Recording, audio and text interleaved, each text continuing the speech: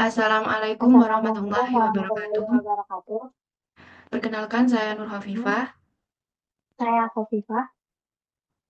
Kami ingin mempresentasikan hasil proyek arsitektur komputer. Di sini kami membuat web. Untuk langkah pertama, kita harus mempunyai aplikasi Docker Compose yang udah terinstal. Untuk langkah selanjutnya yaitu kita membuka VSC di bagian extension. Nah, di bagian sini kita mengetik Docker Compose aplikasi yang tadi. Nah, kita install. Jika udah terinstall, kita membuat folder baru. Kita membuat folder baru yang dinamakan UAS AXO. Kita buka folder barunya. Di dalam folder tersebut, kita membuat file baru yang bernama dockercompose.yml. Di sini kita membuat kodenya yang versi 3.9, yaitu versi yang terbaru. Dan di dalam folder UAS Akso ini, kita membuat folder baru yang bernama HTML. Di dalam folder HTML itu, kita membuat file baru yang bernama index.html. Di sini kita juga membuat kodenya. Untuk langkah selanjutnya, kita membuat kode baru untuk konfigurasinya. Means konfigurasi. Kita menggunakan versi 3.9 yaitu versi Docker terbaru. Kemudian name ini yaitu memberikan nama project untuk Docker. Kita namakan my Docker project. Kemudian di sini service-nya ada 4 yaitu ada Nginx, terus ada Progress, kemudian ada PG-admin dan MySQL. Pertama, untuk webnya yaitu kita gunakan Nginx Flash. Nah, image-nya itu yaitu menggunakan gambar Nginx Flash yang merupakan versi terbaru dari Nginx.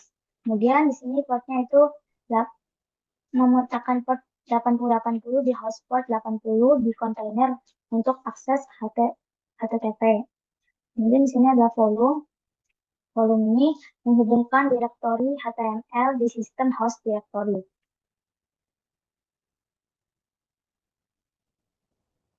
Kemudian di sini ada network.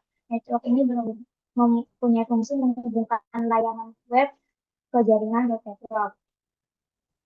Lalu di sini ada yang namanya deploy. Nah, deploy ini yaitu menentukan sumber daya yang dibatasi untuk layanan seperti memori dan CPU. Nah, di resource limit ini membatasi pengguna memori hingga 128 M dengan CPU hingga 0,5 core. Lalu di reservation ini menyediakan minimal 64 MB memori untuk layanan. Kemudian database. Untuk image-nya kita gunakan gambar Progress Letters, yaitu versi terbaru dari Progress SQL. Kemudian di sini environment-nya ada Progress User, yaitu menentukan nama pengguna untuk Progress User. Di sini kita gunakan usernya Ovi. Kemudian di sini ada Progress Password, yaitu menentukan password untuk penggunanya kita gunakan kita. Kemudian di sini ada Progress DB, yaitu menentukan nama database default yang kita akan buat, yaitu example lab. Kemudian di sini ada port 5432 sampai 5432, yaitu menetapkan port 5432 di host port 5432 untuk container untuk akses progress SQL. Kemudian di sini volumenya menghubungkan DB data di directory di container secara persisten. Lalu di sini networknya menghubungkan layanan DB ke jaringan network, web network. Kemudian di sini detailnya ada resource limits yang digunakan untuk membatasi penggunaan maksimum hingga 500-200 MB dengan dan CPU hingga 1 core. Dan di sini ada reservation memory, yaitu menyediakan minimal 256 MB memori untuk layanan. Untuk PG adminnya, image-nya kita menggunakan gambar tersebut, yaitu versi terbaru dari PG adminnya. Environment-nya, kita mendefinisikan variabel lingkungan untuk PG admin, yaitu PG admin default email. Kita menggunakan yang ini. Untuk ports-nya, kita memetakan ports 5050 di host ke port 80 di dalam kontainer untuk akses PG admin melalui browser. Untuk networks-nya, kita menghubungkan layanan PG admin ke jaringan web networks. Untuk depends on, menentukan bahwa layanan PG admin bergantung pada layanan database. Artinya, PG admin hanya akan melalui setelah database berjalan. Untuk selanjutnya yaitu MyGSL. MyGSL-nya kita image-nya menggunakan gambar tersebut untuk menjalankan MyGSL. Untuk environment-nya yaitu MyGSL root password-nya kita menggunakan password root untuk MyGSL. Untuk MyGSL database-nya kita menggunakan nama database default yang akan dibuat. Untuk MyGSL user-nya kita menggunakan nama pengguna. Untuk MyGSL password-nya kita menggunakan password untuk pengguna. Untuk ports-nya yaitu kita memetakan port 3306 di host ke port 3306 di dalam kontainer untuk akses MyGSL.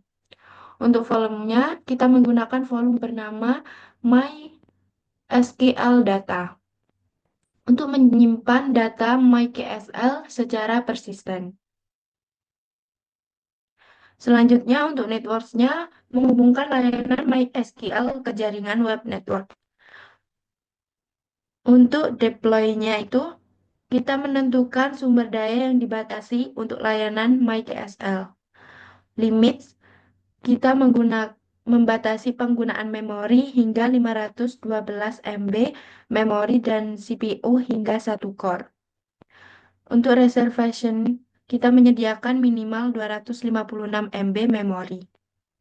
Untuk networks-nya, kita mendefinisikan jaringan web network yang digunakan oleh layanan-layanan tersebut. Di sini, driver jaringan yang digunakan adalah bridge, yang memungkinkan kontainer-combiner dalam jaringan ini berkomunikasi satu sama lain. Untuk volumenya, database mendefinisikan volume bernama database untuk menyimpan data PostgreSQL yang bersifat persisten, sehingga data tidak hilang meskipun kontainer dihentikan atau dihapus. Untuk konfigurasinya, kita menggunakan ngins konfigurasi untuk mendefinisikan konfigurasi ngins ini, file konfigurasi yang ada direktori host akan digunakan untuk mengonfigurasi kontainer ngins. Langkah selanjutnya yaitu kita membuka terminal. Di atas pojok dekat run ini ada tulisan terminal, nanti new terminal. Untuk di terminalnya kita ketik s agar bisa mengetahui alamat filenya. Di sini udah ada alamat file HTML, Docker, ngins konfigurasinya. Setelah alamat filenya udah muncul, kita ngetik lagi Docker Compose app-nya. Di sini kita udah muncul running buat webnya, yang network, container. Setelah kita membuat terminal yang Docker Compose App tadi, kan kita udah mengetahui jalannya web database tersebut yang kita buat di kode. Nah, di sini kita mengecek di Docker Compose-nya, yang project tadi itu, webnya tadi itu udah keluar apa enggak. Di sini udah keluar semua ya. Untuk MyGSL, ngins, Postgres, sama PG adminnya. Di sini ada 4.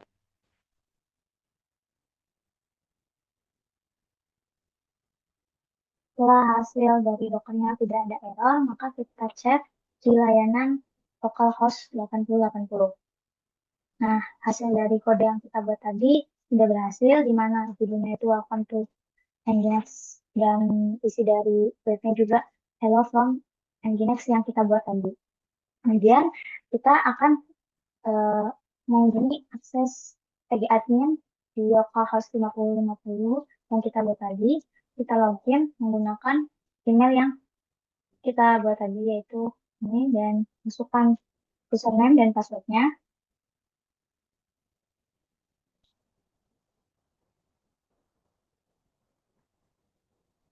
Ini sudah berhasil masuk. Kemudian kita akan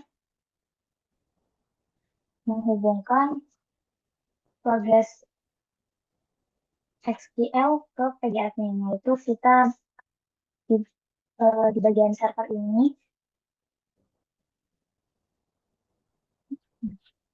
di bagian add server, kita masukkan name-nya, yaitu server ini kita buat yang namanya progress SQL.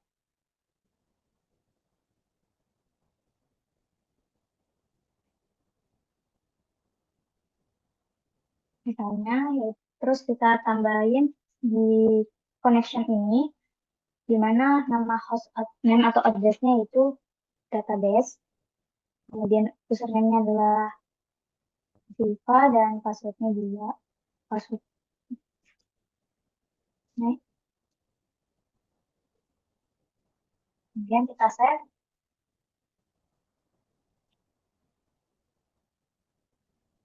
Di sini sudah berhasil kita menghubungkan progress SQL ke PG admin-nya.